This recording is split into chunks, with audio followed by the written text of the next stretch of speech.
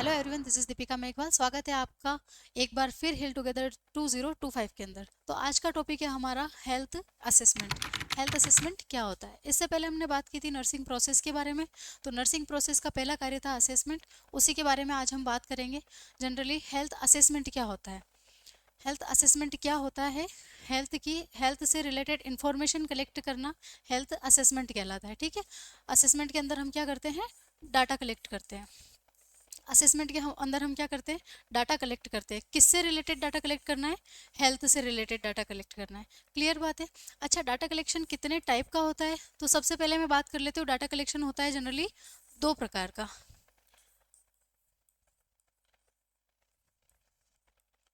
Data generally दो प्रकार का होता है। फर्स्ट होता है आपका सब्जेक्टिव डाटा। Subjective data. और दूसरा होता है आपका objective data. Objective data.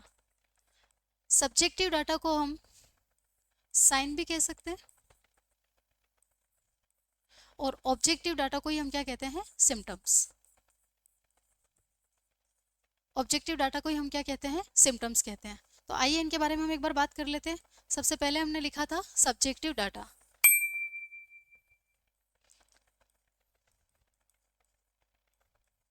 Subjective data.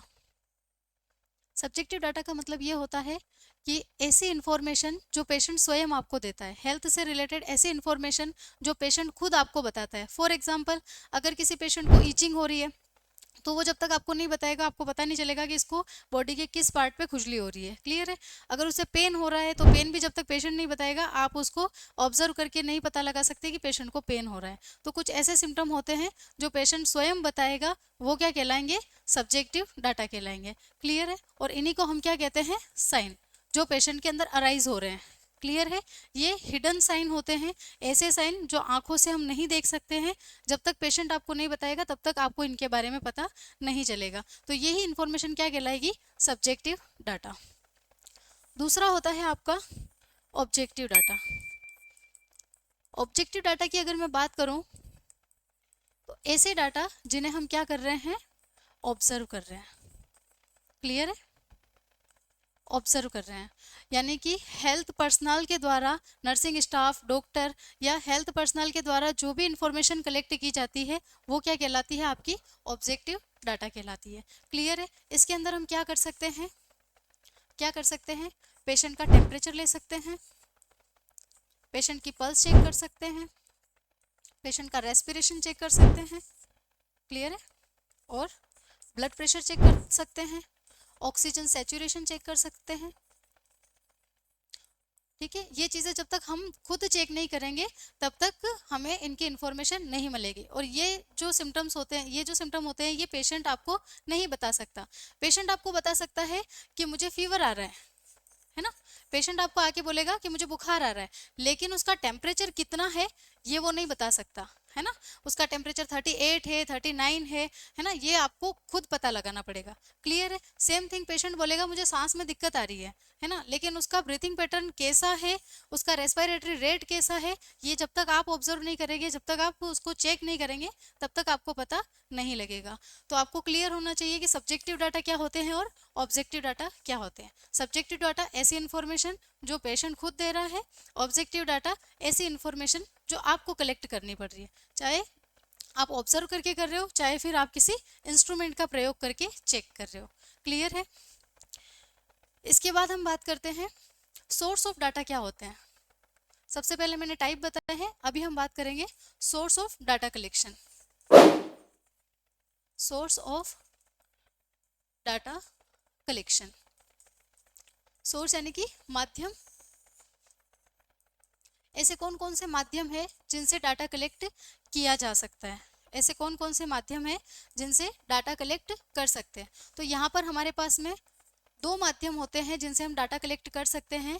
पहला होता है आपका प्राइमरी सोर्स, दूसरा होता है आपका secondary source. Secondary source clear है? प्राइमरी सोर्स पेशेंट खुद। पेशेंट खुद एक माध्यम है जिससे आपको इंफॉर्मेशन कलेक्ट हो रही है। तो पेशेंट यहाँ पे क्या है? आपका प्राइमरी सोर्स कहलाएगा। पहला माध्यम क्या कहलाएगा आपका, पेशेंट स्वयं। दूसरा, पेशेंट के अलावा हो सकता है कि पेशेंट के रिलेटिव से आपको पता चला हो, है ना, रिलेटिव आपको बता रहा है कि उसको कुछ प्रॉब्लम है, क्लियर है। हो सकता है कि वो पुराने इन्वेस्टिगेशन या उसके टेस्ट लेकर आया हो साथ में, तो उन जांचों से आपको पता चल रहा है कि उसको क्या प्रॉब्लम है, क्लियर है। या फिर आपने स्वयं ऑब्जर्व किया है ना। तो ये 3 तरीके ऐसे होते हैं जो क्या कहलाएंगे, secondary source of data collection कहलाएंगे। पहली जो इन्फॉर्मेशन पेशेंट से मिल रही है, पेशेंट के माध्यम से मिल रही है, वो क्या कहलाएगी, प्राइमरी सोर्स, ठीक है। और उसके अलावा पेशेंट का रिलेटिव आपको उसकी समस्या बता रहा है, या फिर पुरानी किसी जांच से आपको पता चल रहा है, या फिर आप खुद ऑब्जर्व कर रहे हो, तो वो क्या कहलाएगा, आपका secondary source of data collection कहलाएगा, ठीक है। आई होप यहाँ तक आपको बात समझ में आई होगी। नेक्स्ट हम बात करते हैं कि डाटा कलेक्शन करने की मेथड्स क्या क्या हो सकती है, ऐसे कौन कौन से तरीके होते हैं जिनसे हम डाटा कलेक्ट कर सकते हैं। Method of data collection, method of data collection. तो यहाँ पर जनरली 3 तरीके होते हैं जिनसे हम डाटा कलेक्ट कर सकते हैं। पहला तरीका होता है हमारे पास में इंटरव्यू, ठीक है, पहला तरीका होता है आपका इंटरव्यू, दूसरा होता है आपका ऑब्जर्वेशन, और तीसरा होता है आपका फिजिकल एग्जामिनेशन, तीसरा होता है आपका फिजिकल एग्जामिनेशन, ठीक है। पहला तरीका अगर मैं बात करूं तो पहला क्या है, इंटरव्यू, यानी कि आपको पेशेंट से सवाल करने हैं, पेशेंट को पूछना है और पूछकर डाटा कलेक्ट करना है। पेशेंट आपको बोल रहा है मुझे फीवर आ रहा है, ठीक है, आपने सवाल किया अच्छा सर्दी जुकाम भी है साथ में, ठीक है, पेट दर्द हो रहा है या सिर दर्द होता है, यानी कि आप खुद सवाल कर रहे हो और फिर आपको इन्फॉर्मेशन कलेक्ट हो रही है, तो वो तरीका क्या कहलाएगा, आपका इंटरव्यू मेथड कहलाएगा, क्लियर है। दूसरा है आपका ऑब्जर्वेशन मेथड। ऑब्जर्वेशन मेथड के अंदर पेशेंट आपके पास में है, पेशेंट बोल रहा है मुझे फीवर है, आप देखकर पता लगा रहे हो, उसकी आंखों का कलर चेक कर रहे हो, उससे बात करते जा रहे हो, साथ के साथ उसको ऑब्जर्व भी कर रहे हो कि उसके फिजिकल सिम्टम कुछ दिख रहे हैं या नहीं, उसकी स्किन का कलर चेक कर रहे हो आप, है ना, बात करते करते बॉडी पे किसी पार्ट पे स्वेलिंग तो नहीं आ रही है, ये आप देखकर पता लगा सकते हो, क्लियर है। या फिर उसके नेल का कलर हो गया, उसकी स्क्लेरा का कलर हो गया, तो ये सारी चीज़ें आप बातचीत करते हुए क्या करते हो, ऑब्जर्व करते हो। तो ऑब्जर्वेशन मेथड से भी आप उसकी इन्फॉर्मेशन कलेक्ट कर सकते हो। तो ये आपके पास दूसरा तरीका हो गया। तीसरा आप क्या करोगे, फिजिकल एग्जामिनेशन करोगे, क्लियर है। फिजिकल एग्जामिनेशन के अंदर आप इंस्पेक्शन कर सकते हो, पाल्पेशन कर सकते हो, परकजन कर सकते हो एंड ऑस्कल्टेशन कर सकते हो। इसकी पूरी क्लास हमने इंस्टा पे और हमारे यूट्यूब चैनल पे डाल रखी है, अगर ये टॉपिक आपका क्लियर नहीं हो तो आप इसकी क्लास ले सकते हैं, क्लियर है। इसके बाद हम बात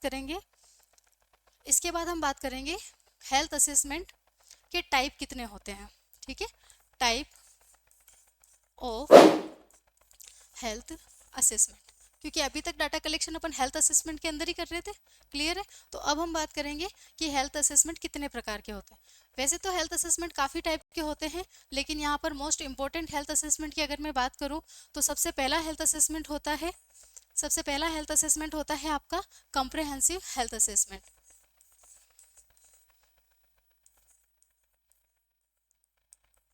कॉम्प्रिहेंसिव हेल्थ असेसमेंट। दूसरा होता है आपका ऑनगोइंग, या इसी को हम बोलते हैं टाइम लैप्स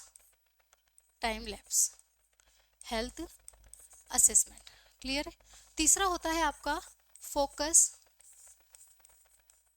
हेल्थ असेसमेंट, और चौथा होता है आपका इमरजेंसी हेल्थ असेसमेंट।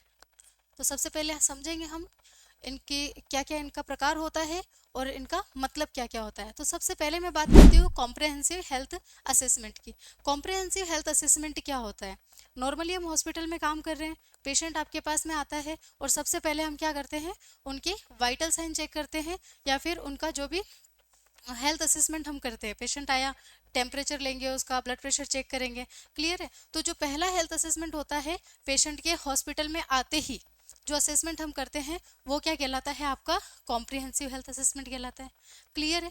दूसरा होता है आपका ऑनगोइंग या टाइम लैप्स हेल्थ असेसमेंट।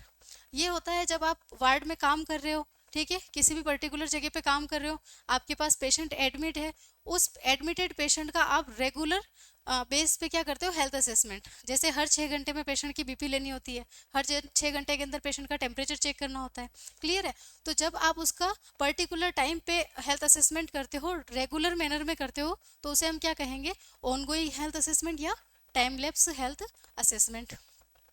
तीसरा हम बात करते हैं फोकस हेल्थ असेसमेंट की। फोकस हेल्थ असेसमेंट का मतलब ये होता है कि नॉर्मल हाँ वाइटल साइन चेक कर रहे हो, नॉर्मल हेल्थ असेसमेंट आप कर रहे हो, लेकिन पर्टिकुलर किसी बीमारी का पेशेंट है और उस पर आप ज़्यादा फोकस कर रहे हो। जैसे मैं फॉर एग्जांपल एक शुगर का पेशेंट आपके पास में है, ठीक है, तो शुगर के पेशेंट में आप स्पेशली क्या करोगे, शुगर की जांच आरबीएस हो गया आपका, ठीक है, या फास्टिंग ब्लड शुगर हो गया, तो उसको आप ज़्यादा ध्यान में रखोगे। क्लियर है? हो सकता है किसी पेशेंट का सेकेंड हावरली आप शुगर टेस्ट कर रहे हो। क्लियर है? अगर कोई पेशेंट आपके पास में हाइपरटेंसिव है तो आप क्या करोगे, उसका बीपी पर स्पेशली ध्यान दोगे, स्पेशल फोकस करोगे उसकी बीमारी से रिलेटेड असेसमेंट पे। समझ में आ रही है बात? अगर कोई हाइपरटेंसिव पेशेंट है तो इंपॉर्टेंस आप किसको दोगे, ब्लड प्रेशर को। बाकी वाइटल्स भी आप चेक कर रहे हो, लेकिन आप ध्यान किस में रखोगे, स्पेशल फोकस किस पे करोगे, ब्लड प्रेशर पे। क्लियर है? यहीं पे अगर आपका डायबिटिक पेशेंट आया है तो बाकी सारे हेल्थ असेसमेंट हम करेंगे, लेकिन स्पेशल फोकस किसके ऊपर करेंगे हम, शुगर पर। समझ में आया? तो ये पर्टिकुलर हेल्थ असेसमेंट जो किसी बीमारी से जुड़े होते हैं उसे हम क्या कहते हैं, फोकस हेल्थ असेसमेंट कहते हैं। क्लियर है? इसके बाद लास्ट होता है आपका इमरजेंसी हेल्थ असेसमेंट। नॉर्मली हम वार्ड में काम कर रहे हैं, इमरजेंसी डिपार्टमेंट में काम कर रहे हैं, इमरजेंसी कोई भी इमरजेंसी कंडीशन किसी पेशेंट के पास आ गई, आप नॉर्मली पेशेंट आपके पास अवेलेबल है, अचानक से उसको चक्कर आ गए, गिर गया है, क्या करोगे आप, फटाफट से उसका शुगर चेक करोगे, ऑक्सीजन सेचुरेशन चेक करोगे, बीपी चेक करोगे। समझ में आया? ना तो आपने उसको रेगुलर बेस पे किया, ना एडमिट अभी जस्ट आया था पेशेंट आपके पास में, और ना ही उसको कोई बीपी की प्रॉब्लम है, ना ही शुगर की प्रॉब्लम है, लेकिन अचानक इमरजेंसी हुई और आपको ये जांचें उसके लिए करनी पड़ी, ये असेसमेंट आपको उसके लिए करने पड़े, तो ये क्या कहलाएंगे, आपके इमरजेंसी हेल्थ असेसमेंट। तो यहाँ तक आई होप आपको बात समझ में आई होगी। इसके बाद हम बात करते हैं हेल्थ असेसमेंट के अंदर कौन कौन से इंपॉर्टेंट फैक्टर शामिल होते हैं। तो हेल्थ असेसमेंट के अंदर दो चीज़ें शामिल होती है। पहला होता है आपका हिस्ट्री कलेक्शन, हिस्ट्री कलेक्शन, और दूसरा होता है आपका फिजिकल एग्जामिनेशन। क्लियर है? Physical examination. अगर मैं बात करूँ हिस्ट्री कलेक्शन की, तो यहाँ पर पेशेंट से रिलेटेड जितनी भी इम्पोर्टेंट हिस्ट्री होती है, ऐसी हिस्ट्री जो उसकी बीमारी के डायग्नोसिस में हेल्प करती है, आपको केवल वही हिस्ट्री कलेक्ट करनी है।